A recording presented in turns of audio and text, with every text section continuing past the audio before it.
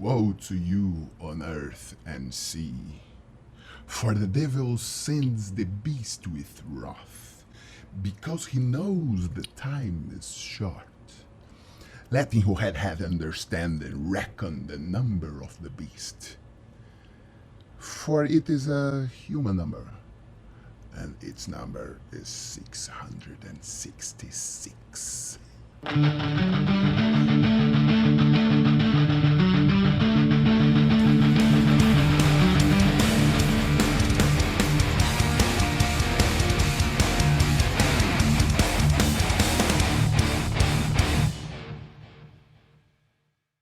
Olá pessoas, este é mais um vídeo meu aqui na internet, hoje comemorando a incrível marca de 666 mil inscritos e 666 caso isso seja possível, tá? Mas pelo menos a marca do número dos milhares eu consigo garantir que vocês vão assistir quando tiver com 666. Então eu acho que esse é um número bastante emblemático, uma vez que o meu canal fala sobre ciência, religião e etc e tal, e que muitas pessoas acham que eu tenho parte com o capiroto, alguma coisa assim. Então eu achei que era interessante fazer um vídeo comemorativo do 666. Eu sempre gosto de dar alguma informação para vocês. Eu vou tentar explicar para vocês qual é a origem do número 666 que aparece na Bíblia. Eu li fontes que são confiáveis dentro da academia científica, na parte tanto de história quanto de literatura bíblica. Antes de mais nada, como sempre, camisetas da Doppel Store, essa aqui do Guia do Mochileiro das Galáxias, Don't Panic, tá? Com o símbolo da carona, né?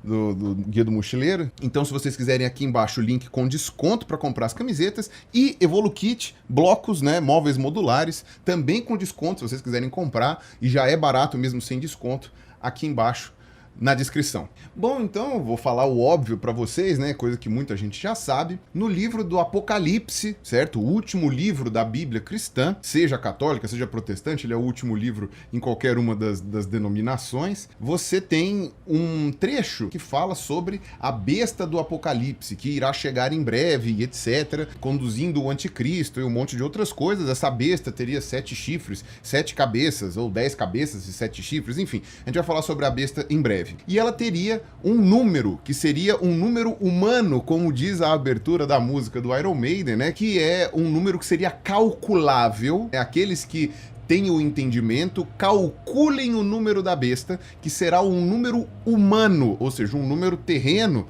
de um homem, certo? Que seria 666, e isso varia dependendo de como você lê aquele pergaminho que é o mais antigo que a gente tem do livro do Apocalipse. Eu falei pergaminho, mas na verdade é um papiro, é o chamado Papiro 115, que é uma das cópias mais antigas que a gente tem do Book of Revelation. Esse pedaço está escrito em grego, data mais ou menos do 3º século, né, da nossa contagem, ou seja, entre 225 a 275, ou seja, foi escrito entre 80 e 100 anos depois de quando a gente acredita que o original mesmo do Book of Revelation foi escrito. Foi descoberto na cidade de Oxirrincos, no Egito, e hoje está depositado no museu na Inglaterra. Então a gente tem aí do ano 100 até o ano 120, mais ou menos, ali, que poderia ser a escrita do livro do Apocalipse. Só que quando você vai olhar no documento que a gente tem, né, você vê que pode ser ou 666 ou 616. Vamos levar, né, que as traduções mais recorrentes colocam como 666. Bom, mas antes de falar sobre a questão do 666, a gente precisa falar sobre o que é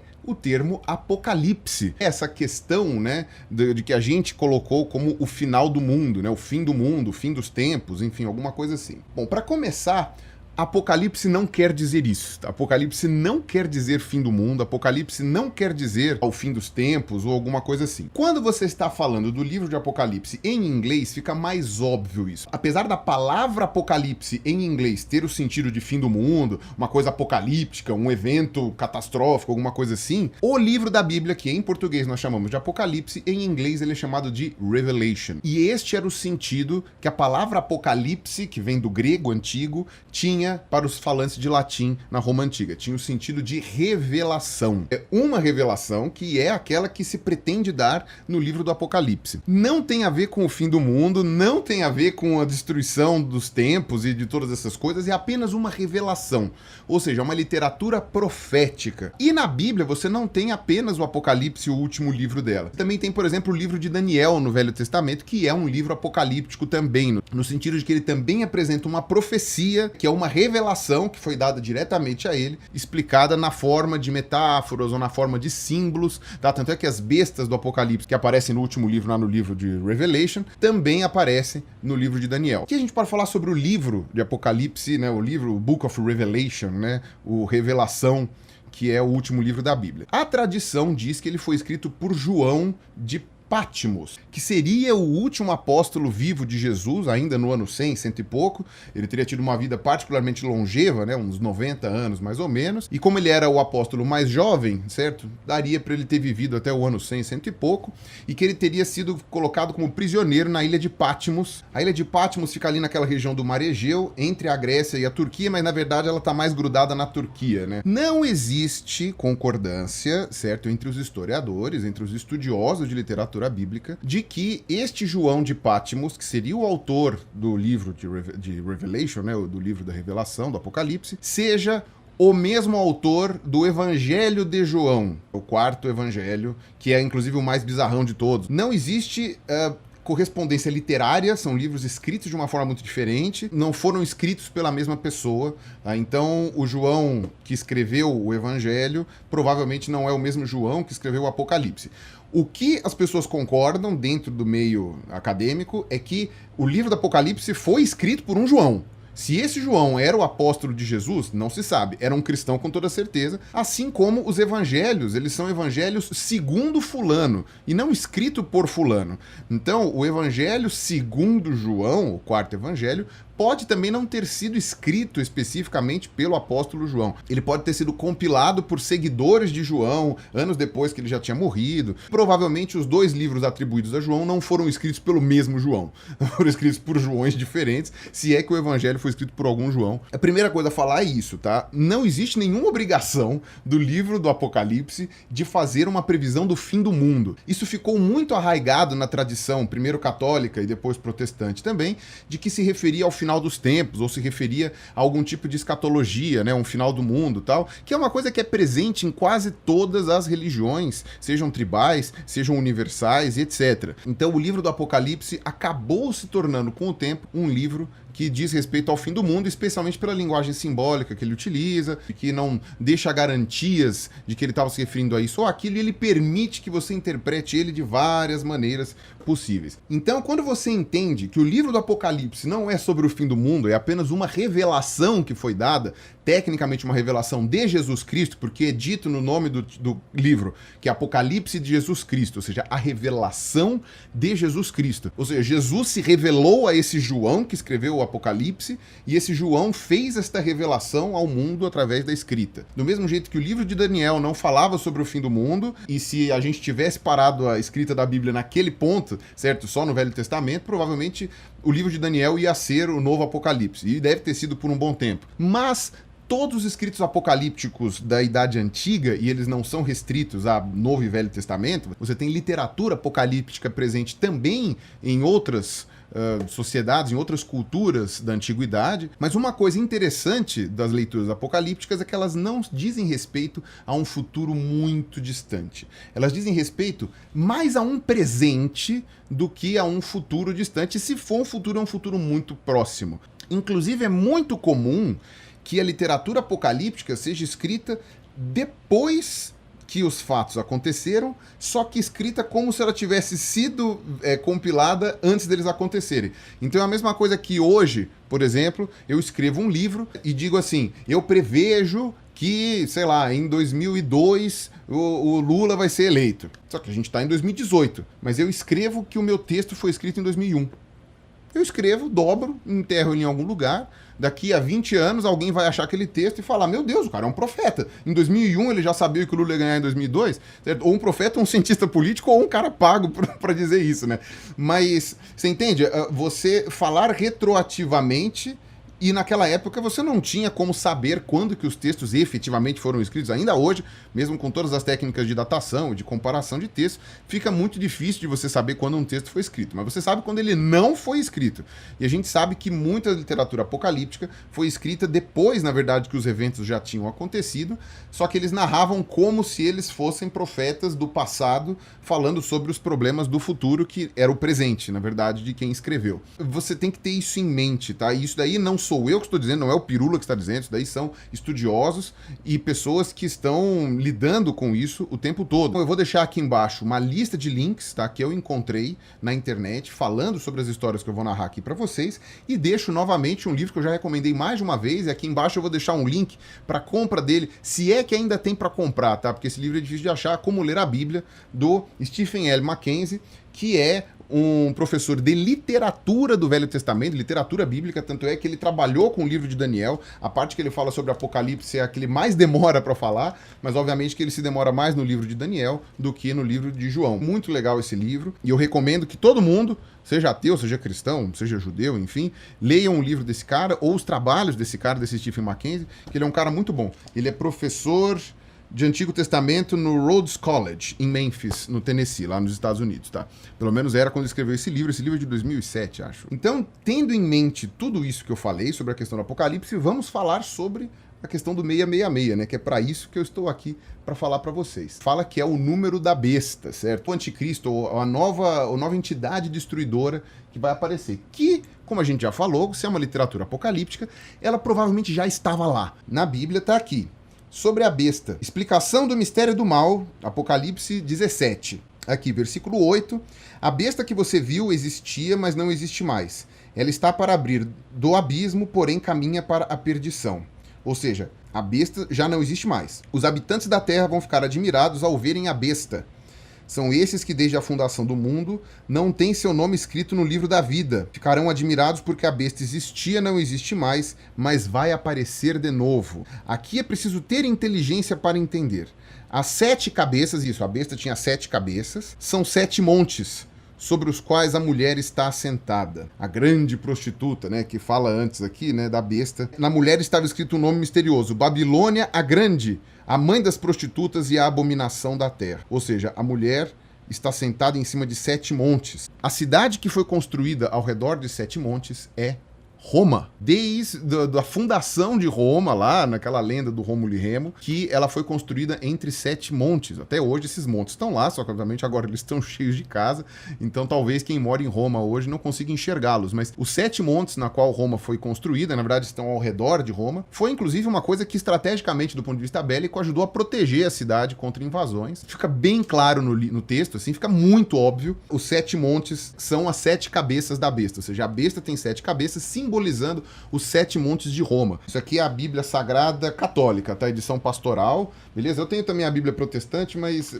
hoje eu não vou olhar ela porque eu não lembro onde eu guardei. Acredito que a tradução seja mais ou menos a mesma. E essa mulher que está assentada, isso é muito interessante, porque a grande prostituta é a Babilônia. O que a gente pode falar sobre a questão da Babilônia? No Velho Testamento, a Babilônia nunca é narrada como uma coisa muito positiva, e por motivos muito claros. A Babilônia foi quem invadiu o reino de Judá, dominando, né, aquela região toda e pegando como cativos os judeus que ali moravam e levando para a Babilônia. Ficaram dominados ali por muitos anos. Eu não lembro agora quantos anos exatamente. Foi na época do reinado do Nabucodonosor.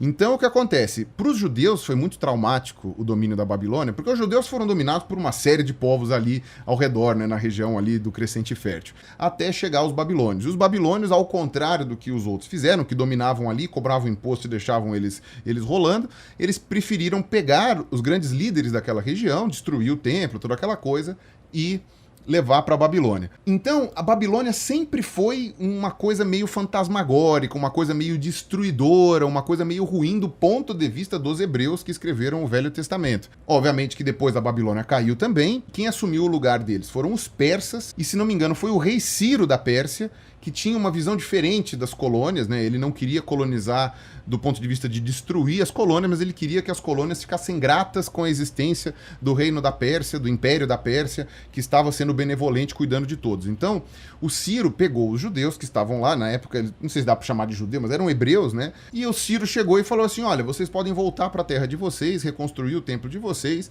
e viverem a vida de vocês, porque eu sou um rei benevolente e eu deixo vocês ficarem lá. Então, isso tudo é narrado na Bíblia e isso a gente tem documentação, tem como cruzar fontes e tal, tem coisas que a gente consegue dizer que efetivamente houve o cativeiro da Babilônia e efetivamente os judeus foram devolvidos, foram permitidos voltar para sua terra depois que a Babilônia caiu e entrou o Império Persa no lugar. Tá? Então a Babilônia sempre foi assim uma cidade do mal, assim, um reino do mal, alguma coisa assim. E a história da prostituta, que seria a Babilônia, assentada sobre os 7 montes, né, que simbolizam as 7 cabeças da besta, nitidamente diz que Roma é a nova Babilônia, ou seja, do mesmo jeito que a Babilônia destruiu o templo, destruiu toda a questão hebraica e, enfim, acabou com o reinado de Judá, né, com o reino de Judá, Roma estava fazendo o mesmo com os judeus e com os cristãos e tudo mais. Vale lembrar que se esse livro realmente foi escrito entre 100 e 120, né, da nossa contagem, teve aquele levante em que os judeus se revoltaram contra Roma entre 68 e 72, mas geralmente o ano 70 marca a derrota, né, dos hebreus. Ainda teve durante mais 2 anos alguns pontos de resistência, mas os romanos conseguiram desbaratar o levante, né, a revolução dos judeus e expulsaram eles de Jerusalém. Não expulsaram eles de toda aquele reino lá onde hoje é o país, né, Israel. Expulsaram da cidade de Jerusalém, os judeus estavam proibidos de entrar lá porque eles estavam causando muita bagunça. Esse livro do Apocalipse foi escrito depois desses acontecimentos, e aí isso concretiza a destruição, a segunda grande destruição do Templo de Salomão. Então fica bastante claro que Roma assume o papel da nova Babilônia, ou seja, a Babilônia destruiu o primeiro templo, Roma destruiu o segundo. Então a pessoa que escreveu esse texto estava se referindo ao que tinha acabado de acontecer depois que a revolução, o levante lá de Jerusalém tinha dado com os burros na água e os romanos venceram. E aí a gente chega a uma segunda conclusão. Não só o livro do Apocalipse não está falando sobre o fim do mundo, como o livro do Apocalipse está falando claramente sobre Roma. Certo? Roma é o grande mal, é a grande coisa a ser destruída. Digamos que deu certo, a previsão deles meio que funcionou. Roma foi destruída, tudo bem que demorou mais, sei lá, 300 e poucos anos para Roma cair, porém, nesse meio tempo, Roma virou cristã, né? Então, meio que funcionou de alguma forma, né? Roma foi subjugada e até hoje, né? O ponto central, digamos assim, da fé cristã, ainda que seja só de uma vertente, mas é a mais antiga, ainda é em Roma, né? É ali no Vaticano, onde está a sede da Igreja Católica. Então, se você for parar para pensar, meio que a profecia deu certo, Então agora vamos falar sobre o número 666 mesmo, da onde ele vem. Existem algumas discussões entre várias vertentes de várias origens, digamos assim, porém, dentro da parte acadêmica, há muito pouca discussão sobre a origem do 666, ou seja, as pessoas que trabalham com literatura bíblica ou com arqueologia bíblica meio que concordam sobre a origem do número 666. E aqui, por exemplo, nessa Bíblia Pastoral aqui nessas notas de rodapé, está escrito a mesma origem que os historiadores dizem. Então, para os católicos, então também está valendo essa explicação, pelo menos para quem montou essa Bíblia aqui. Mas há outras vertentes, principalmente teológicas, que discordam dessa interpretação, mas eu já vou falar dela. Então a primeira coisa que eu vou falar aqui para vocês é o que é a gemátria, ou gematria, eu não sei agora como é que pronuncia, eu acho que gemátria é menos feio para o meu ouvido, então eu vou falar gemátria. É o fato de você atribuir números a letras. Na Grécia Antiga, e aparentemente também era uma tradição assírio-babilônica, não existiam símbolos para os números, tá? Ou seja, os números não tinham símbolo, que nem a gente tem 1, 2, 3, tá? Você tinha as letras, né, do alfabeto, e cada uma dessas letras, na ordem do alfabeto, simbolizavam um número, tá? Então alfa era igual a 1, beta era igual a 2, gama era igual a 3 e assim por diante, até que chegava nos múltiplos de 10, né? Então 50, 100, 200, 300, etc. Isso não é tão absurdo assim quando a gente vai pensar, que os números romanos também eram escritos com letras. Os romanos usavam o X, o I e o V, e até hoje a gente usa algarismos romanos eventualmente para escrever o número de algumas coisas, como séculos, ou capítulos, ou tomos de um livro, certo? Então a gente ainda usa, né? A maioria das pessoas sabe ler, né, algarismos romanos, então VI é 6, IV é 4, XI é 11 e X é 9. Então, quer dizer, você sabe mais ou menos como que a coisa funciona apenas com letras. Então, era muito comum naquela época que existisse, né, pelo menos entre as grandes potências, esse paralelo entre letras e números, uma vez que não existia a grafia dos números como a gente conhece hoje. Tá? E olha que interessante, os hebreus não costumavam fazer isso até quando eles tiveram contato com a cultura helênica, lá na época do Alexandre Magno. Quando eles tiveram contato com a cultura helênica, eles desenvolveram também essa mesma sequência de números que faziam a equivalência com letras do alfabeto hebraico. Gemátria, certo? Ou gematria, que é esse ato de você conseguir fazer uma correspondência de letras para números no alfabeto hebraico, que até hoje, se não me engano, é adotado na cultura judaica e tem a ver com as coisas da cabala e os negócios assim, que aí eu não entendo nada, nem vou me arriscar a falar. E o que que houve? Quando você começa a olhar o que significa 666, você vê que ele significa um nome. Ou seja, 666 pode ser traduzido para um nome. Todo o Apocalipse de João é escrito em grego. Só que aquela coisa, se você for traduzir a contagem que seria 666 em grego, não sei agora o que significa ou se é que dá para traduzir para alguma coisa. Porém, se você pega 666 no alfabeto hebraico, você consegue uma numeração que dão as letras NRWN QSR. Lembrando que as vogais não são escritas no alfabeto hebraico e que dariam o nome Néron César. Mas aí por que é o quê? Porque César é uma pronúncia posterior. Na verdade, o C no começo das palavras em latim tinha som de Q. Então provavelmente era Néron César. Ou seja, não era Júlio César, era Júlio César. É a mesma coisa que vai dar origem depois ao rei da Alemanha, que seria chamado de Kaiser, tá? E também o rei, o imperador da Rússia, que seria chamado de Czar. Tá? Tudo deriva do termo César, ou seja, quando Júlio César tomou o poder em Roma, e a partir dele todos os imperadores passaram a ter o nome César como segundo nome. E aí virou Otávio Augusto ou César, enfim, foram passando todos os imperadores de Roma com esse título, né, de César, né, ou de César, né, no caso, que seria a pronúncia adequada. Então, se você faz essa gemátria, né, essa transliteração para o alfabeto hebraico, 666 seria o número de Nero. Nero César, imperador romano.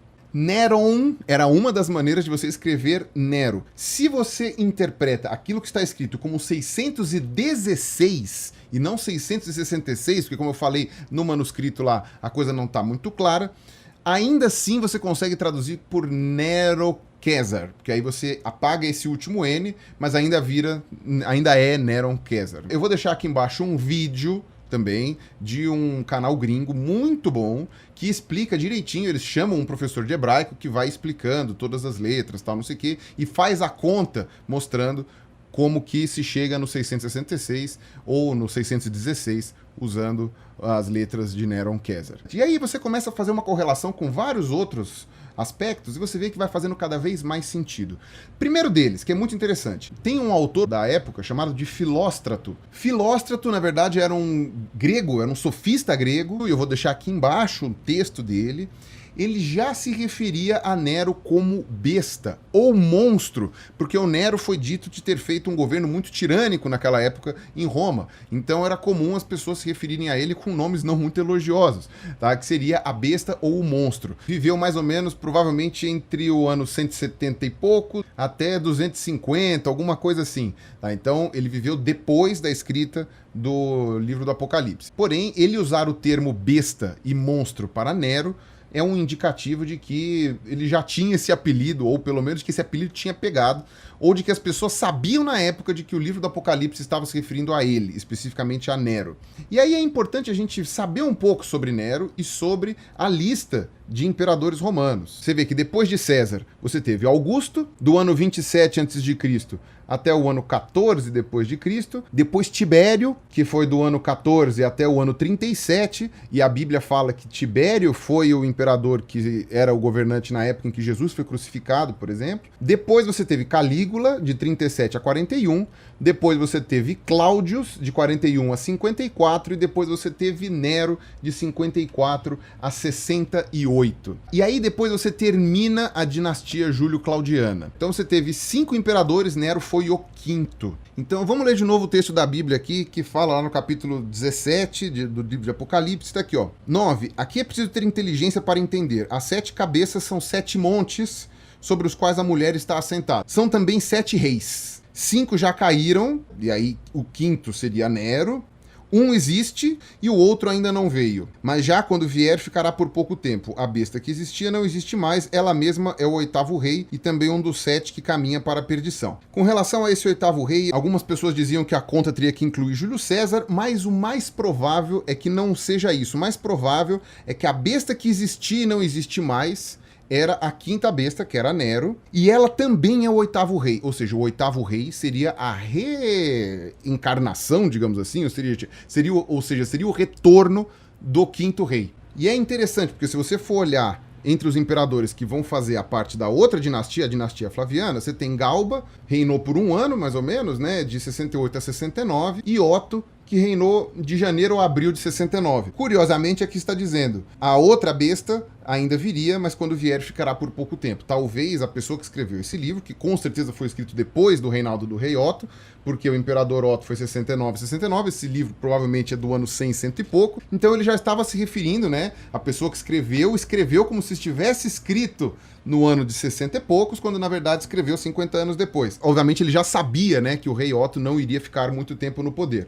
E aí depois o Vitélius também não ficou, o Vespasiano ficou 10 anos, então se você quiser cortar o Vitélius, até que você chega no rei Titus, né, e depois Domiciano. Domiciano foi considerado por muitas pessoas como a ressurreição de Nero, porque ele tinha muita crueldade envolvida nisso. E aí a gente precisa falar um pouco sobre o reinado de Nero. Nero foi considerado por alguns escritores romanos da época como um tirano déspota, e por alguns outros como uma pessoa que gozava de grande apoio popular. Vocês estão acostumados com a política no Brasil, sabem que é muito possível que uma boa parcela da população adore determinado governante e uma outra parcela abomine, porque às vezes ele foi bom só para uma parcela e não para outra. Só que o Nero, a gente tem alguns detalhes sobre a biografia dele que não são lá muito positivos, né? O Nero matou a própria mãe. Nero foi talvez o primeiro imperador romano a perseguir cristãos. Porque o imperador anterior, Calígula, que era bastante tirano, estava mais preocupado em fazer suruba do que em caçar cristãos. E os cristãos talvez não fossem tão relevantes assim no Império na época do Calígula. Na época do Nero, já lá pelo ano 68, possivelmente os cristãos já estavam espalhados por Roma por causa de Paulo de Tarso e uma série de outras coisas. Então, o escritor Tácito, inclusive, diz que Nero acusou os cristãos de terem colocado fogo em Roma. Aquele famoso incêndio de Roma, que realmente aconteceu, e que ninguém sabe direito quem começou, e que existe a possibilidade de que Nero tenha mandado tacar fogo em Roma, justamente para depois poder aparecer como um salvador que iria reestruturar tudo, tal, não sei o quê. Então talvez uma manobra política, né, que tenha sido talvez bem sucedida, Nero ter colocado fogo em Roma. Nero passou por uma série de problemas depois, né, então talvez fosse interessante acusar os cristãos, que era uma minoria bem pequenininha e uma minoria que ninguém gostava, as pessoas tinham um pouco de raiva dos cristãos, certo? Os cristãos não aceitavam o poder divino do imperador, era muito ruim para o imperador permitir o cristianismo naquela região. Então o Nero começou a matar alguns cristãos, ele fez um circo em volta dessa morte dos cristãos. Dizem até que Pedro, né, São Pedro, né, ele morreu no circo de Nero, lá onde hoje é o Vaticano, exatamente, na colina dos Vates, que era onde ficava o circo do Nero. Então Nero, talvez, apesar de não ter matado muitos cristãos, foi o primeiro que matou os cristãos sistematicamente. E Nero pode ser provavelmente considerado como uma besta para os cristãos, ou seja, o primeiro que efetivamente fez força contra a existência das pregações cristãs em Roma. E o que acontece? No final do reinado do Nero, ele começou a ter vários problemas com várias revoltas que estavam despontando no Império, ele não estava mais agradando, e tecnicamente ele foi morto em uma dessas revoltas. Só que algumas pessoas diziam, né, algumas pessoas que eram do lado que defendia o Nero, de que ele na verdade não tinha morrido, na verdade ele tinha fugido de Roma e que ele iria regressar com todas as honras e tal, não sei o que, para colocar Roma de novo em ordem, no rumo, etc. Até porque Nero foi o último da sua dinastia, que era a primeira dinastia dos imperadores romanos. Então Nero, ele tinha um simbolismo todo especial para aquelas pessoas que acreditavam. É aquela coisa, ele continuou tendo seguidores fiéis, que foram diminuindo cada vez mais, né, porque ele tomou um monte de atitudes bem desastradas no final do governo, e ele ainda tinha essa questão do retorno, da volta do Nero e tal. Então tinha tudo isso daí por trás. Quando eles falam dessa questão da besta, que já foi a quinta e depois vai voltar na sétima e tal, na oitava, etc. Se você for desconsiderar aqueles imperadores muito breves, certo? Que ficaram poucos meses no poder, o oitavo rei, que é também um dos 7, mas caminha para a perdição, e que na verdade era a besta que existia e não existe mais, que é o oitavo rei. Esse oitavo rei provavelmente é Domiciano. Domiciano governou entre 81 e 96, muito mais perto de quando esse livro foi escrito, e principalmente depois da revolta de Jerusalém, ou seja, depois que os romanos já tinham expulsado os judeus de Jerusalém. E Domiciano foi quem voltou a fazer as perseguições contra os cristãos, foi quem voltou a matar os cristãos, quem voltou a persegui-los e etc. E curiosamente ele também foi o final da sua dinastia, da dinastia Flaviana, certo? Depois começa a dinastia Nerva Antonina. Então, quer dizer, muitas pessoas, e provavelmente os cristãos da época, interpretavam que Domiciano era a volta de Nero, ou seja, talvez uma reencarnação, enfim, não sei como seria a interpretação espiritual disso, mas que Nero teria voltado em Domiciano, por isso a besta que não existe mais, mas ela mesma é o oitavo rei. Ou seja, a besta seria o quinto rei, que depois volta no oitavo, que na verdade é o 10º, mas desconsiderando esses dois reinos que foram muito breves, de alguns meses, e esse rei, então, e esse imperador, o Domiciano, seria a volta de Nero, que voltou a queimar cristãos, que voltou a matar cristãos, e isso explicaria o porquê dessa parte da profecia, que, como a gente sabe, não foi profecia, porque quem escreveu isso aqui viveu depois do governo do Domiciano. E aí depois os imperadores seguintes também vão promover perseguições aos cristãos, mas nada muito sistemático, certo? Nada muito grande. Quem vai fazer a maior chacina de cristãos da história do Império Romano vai ser Diocleciano, só no ano de 200 e lá vai pedrada, tá? Que foi quando ele reinou, sei lá, 4 dinastias depois. Você tem aí motivos para que os cristãos entendessem que Domiciano fosse o retorno de Nero. Então, essa é a história mais bem aceita sobre o número 666. Obviamente que tem algumas versões de teologia, especialmente adventistas, que não aceitam esta explicação. E algumas pessoas também, com outras vertentes religiosas, dizem que não é a interpretação correta, porque eles dizem, se o 666 é na gemátria lá do número hebraico, por que o texto está escrito em grego e você tem que fazer a numeração hebraica e não a numeração em grego, certo? Então, vocês estão forçando a barra, vocês estão inventando coisa. É interessante, vou colocar aqui num artigo que eu achei aqui também, que várias interpretações bíblicas foram colocando a cara do anticristo em um monte de pessoas. Então já interpretaram o 666 como sendo a bomba atômica, o Banco Mundial, ao Conselho Mundial de Igrejas, ao movimento ecumênico, ao papado, às Nações Unidas, à Comunidade Europeia, à Missão Espacial Apolo 8, ao Tratado de Roma assinado em 1557, ao comunismo, à maçonaria, aos conglomerados da mídia, e a lista é interminável, né, quando a gente está falando do anticristo sendo corporações. Se forem indivíduos, já foi dito que era Platão, era Napoleão, era Hitler, era Mussolini, era o Saddam Hussein, era o John Kennedy, era o Mikhail Gorbachev, era o Ronald Reagan e um monte de nomes inimagináveis aí, e quase todos eles, se você acabar forçando a barra, você consegue fazer uma numerologia aí, né, uma gemátria dos algarismos latinos mesmo, né, e que daria a conta de 666, né? Então, depende, se você colocar Ronald Reagan sozinho não dá 666, mas se você colocar o nome do meio dele, né, o Wilson Reagan, dá 6 letras em cada nome, então Ronald Wilson Reagan, sabe? Enfim, tem várias interpretações que você consegue, parece o Zagallo querendo colocar 13 em tudo, né, que ele coloca o número 13 em tudo, então se você, não deu 13, é só você encaixar mais 2 letras, ou tirar mais 2, alguma coisa assim, certo? Então você teve várias pessoas que estavam e ainda estão esperando o fim do mundo, baseados na Bíblia, baseado em escritos bíblicos, baseados em uma profecia do futuro, né, lendo o Apocalipse com o termo que a gente acostumou a chamar de Apocalipse e não como meramente uma revelação de Jesus Cristo àquela época que estava acontecendo já, certo? De um autor que viveu, inclusive depois da época que ele estava narrando,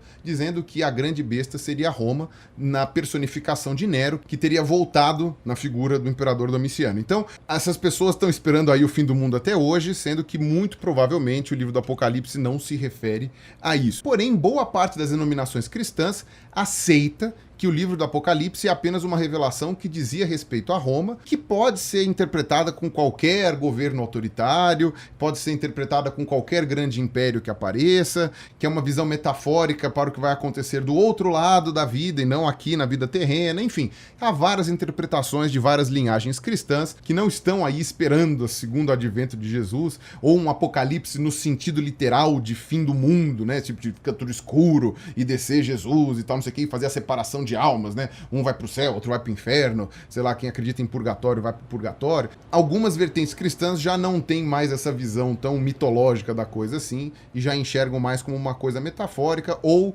que está no plano metafísico e não no plano terreno. Cada um tem o seu anticristo, dependendo da época que você vive.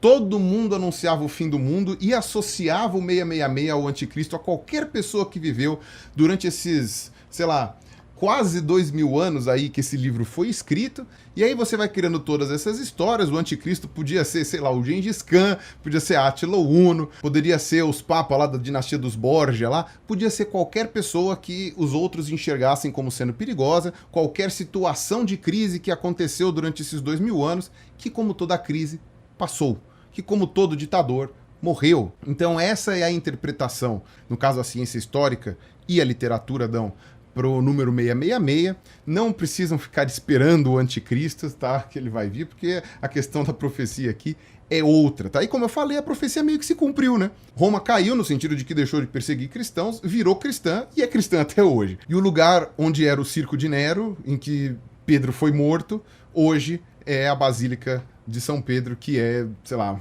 uma das maiores ostentações que a Igreja Católica tem. Então é isso, espero que vocês tenham gostado disso daí. Se você é professor de história, ou de literatura, ou conhece um pouco da questão teológica, e quiser me corrigir, fazer um outro vídeo, alguma coisa assim, complementando alguma coisa que eu falei, ou falando que o que eu falei não está certo, estejam livres para fazer isso aqui nos comentários, em outros vídeos, etc. Eu me esforcei para compilar aqui tudo que eu pesquisei, e agradecer aos 666 mil inscritos.